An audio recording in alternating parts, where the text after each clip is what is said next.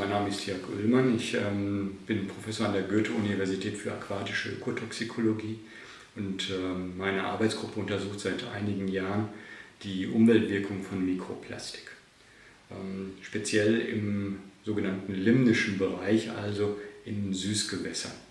Und das ist ein relativ neuer Forschungsbereich, während Plastikauswirkungen in den Meeren seit vielen Jahren untersucht werden, hat man sich erst in jüngster Zeit dann eben auch den Fließgewässern und Seen im Binnenland zugewendet, weil es natürlich klar ist, dass all das Mikroplastik, was jetzt in den Meeren zu finden ist, dort nicht direkt eingetragen wird, sondern zum Großteil zum Beispiel über die Flüsse den Weg ins Meer findet.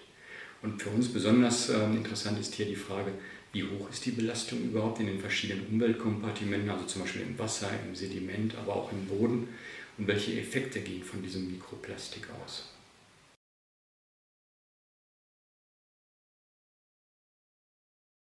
Also wir wissen, dass das Plastik weltweit etwa mit 300 Millionen Tonnen pro Jahr produziert wird, also eine enorme Menge, wobei der Anteil dessen, was dann in die Umwelt mehr oder weniger unkontrolliert entlassen wird, weitgehend unbekannt ist. Das beruht auf Schätzungen, aber man geht davon aus, dass es bis zu 10% ist. Das würde also bedeuten, derzeit etwa 30 Millionen Tonnen Mikroplastik pro Jahr, die in die Umwelt gelangen.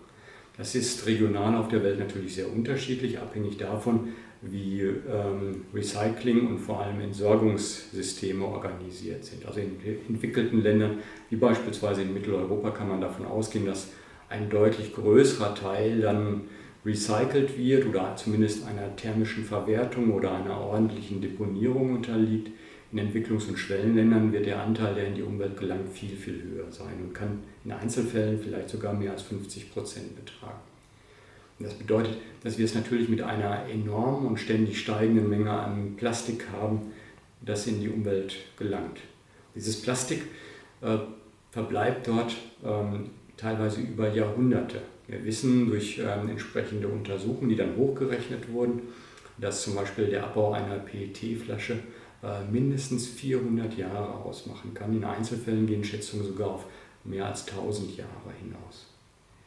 Und neben diesem Makroplastik, das anfällt, haben wir natürlich auch Mikroplastik in der Umwelt, das einerseits durch die Fragmentierung, durch den Zerfall des Makroplastiks entsteht. Und zum anderen haben wir auch sogenanntes primäres Mikroplastik, das zum Beispiel in Kosmetika verwendet wird. Paradebeispiel sind immer Peeling-Cremes oder auch Putzkörper in Zahncremes.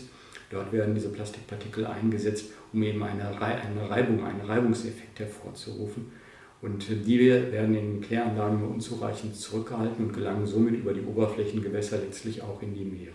Mikroplastik ist definiert als ein Partikel, der eine Kantenlänge von weniger als 5 mm, also einem halben Zentimeter aufweist. Und je kleiner diese Plastikpartikel werden, umso größer sind ihre potenziellen Umweltfolgen. Es ist eben zu befürchten, dass diese Mikroplastikpartikel vor allem von tierischen Organismen verwechselt werden mit Nahrungspartikeln und deswegen aufgenommen werden. Sie können sich also unter Umständen in den Organismen anreichern und damit auch über die Nahrungskette. Was mittlerweile nachgewiesen ist, ist, dass diese Substanzen oder diese Partikel nach der Aufnahme Entzündungsreaktionen im Verdauungstrakt, also zum Beispiel im Darm oder im Magen von Organismen auslösen können.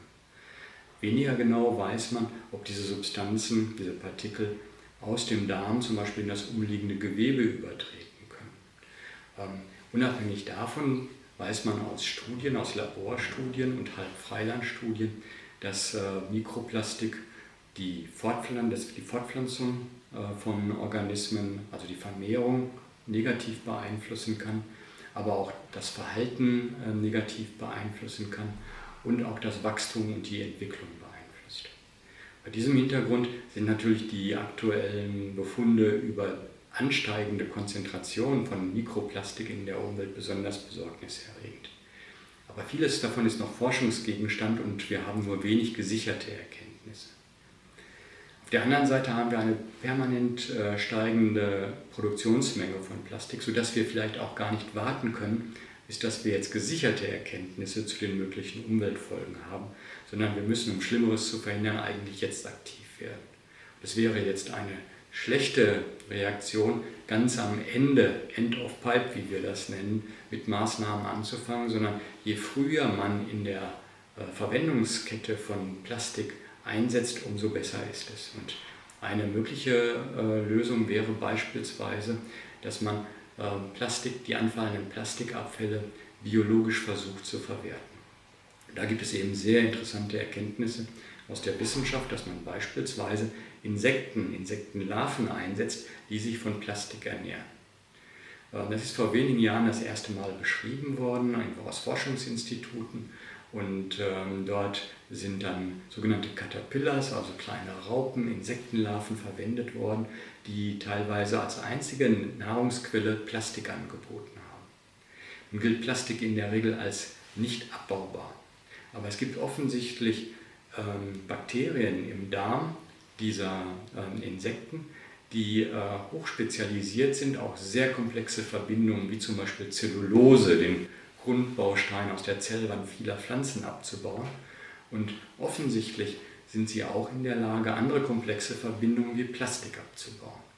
Und das versucht man jetzt natürlich, sich auch nutzbar zu machen. Und es wäre natürlich eine tolle Sache, diese eigentlich hochenergetischen Verbindungen, diese Kunststoffe einzusetzen, um damit auch Biomasse zu produzieren, die man dann für andere Zwecke wiederum verwenden kann.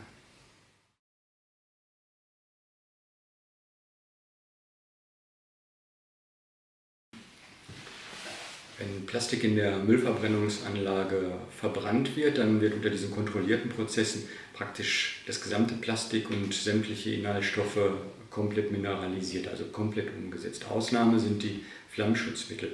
Die sind extra dafür designt worden, dass sie eben auch bei hohen Temperaturen beständig sind. Und die gelangen dann mit dem Rauchgas der Müllverbrennungsanlage in die Atmosphäre. Diese Substanzen sind so stabil, dass sie dort über Jahre bis Jahrzehnte unter Umständen bleiben. Und sie können je nach ihren Substanzeigenschaften dort einem Langstreckentransport unterliegen. Das heißt, sie werden über einen Mechanismus, den wir die globale Distille nennen, immer weiter in Richtung der Polkappen transportiert und landen dann am Ende im Bereich der Arktis und Antarktis.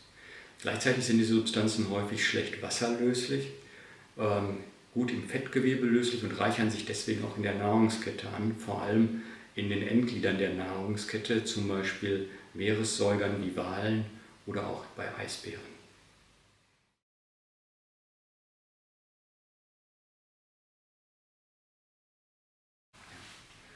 Bei den Untersuchungen von Plastik haben sich auch bei uns in der Arbeitsgruppe sehr viel auf die möglichen hormonähnlichen Wirkungen von Inhaltsstoffen in diesen Plastikpartikeln in der Forschung bezogen.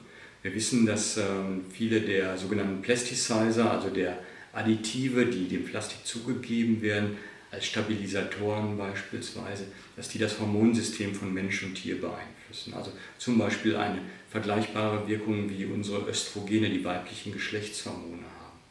Und in der Tat kann man feststellen, dass wenn man diese Plastikpartikel dann in der Umwelt untersucht, dass bestimmte Substanzen auslaugen, die dann eine Beeinflussung des Hormonsystems dann verursachen.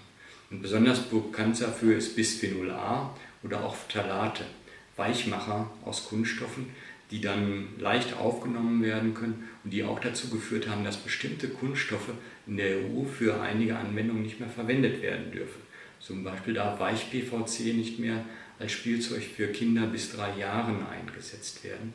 Und in einigen europäischen Ländern dürfen zum Beispiel auch keine Trinkgefäße für Babys mehr verwendet werden, die aus Polycarbonat bestehen, weil sie Bisphenol A abgeben. Und diese Substanzen, Phthalate und Bisphenol A, beeinflussen das Hormonsystem bei Menschen, weil sie eine östrogenartige, also verweiblichende Wirkung haben.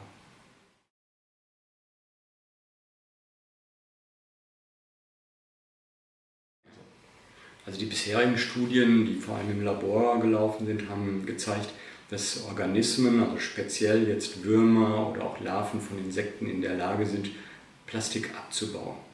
Die machen das nicht selber, sondern sie nutzen Symbionten, also im Darm lebende Bakterien und Pilze. Die Umsatzraten, die dabei erreicht wurden, sind jedoch relativ gering, sodass man sehr, sehr lange Zeiträume in Anspruch nehmen muss, um Plastik dann auch wirklich abzubauen in entsprechenden Mengen. Ich sehe aber großes Potenzial, dass man diese Umsatzraten noch verbessern kann, weil es ist aus der Biologie allgemein bekannt, dass sich Organismen an entsprechende Kohlenstoffquellen, also in dem Fall jetzt Plastik, anpassen können. Und entsprechend wird sich auch die Bakterien- und Pilzfauna im Darm der Organismen an diese Kohlenstoffquelle anpassen, sodass eine bessere, eine effektivere Umsatzrate erreicht wird. Und das wird auch dazu führen, dass im gleichen Zeitraum mehr Plastik umgesetzt werden kann.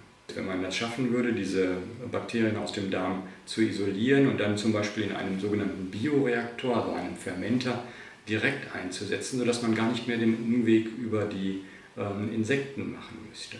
Und das hätte natürlich ein enormes Potenzial, weil dann durch die Bakterien zum Beispiel auch andere Substanzen wie Methan entstehen können, was man dann wiederum als Biofuel, also als Treibstoff einsetzen könnte.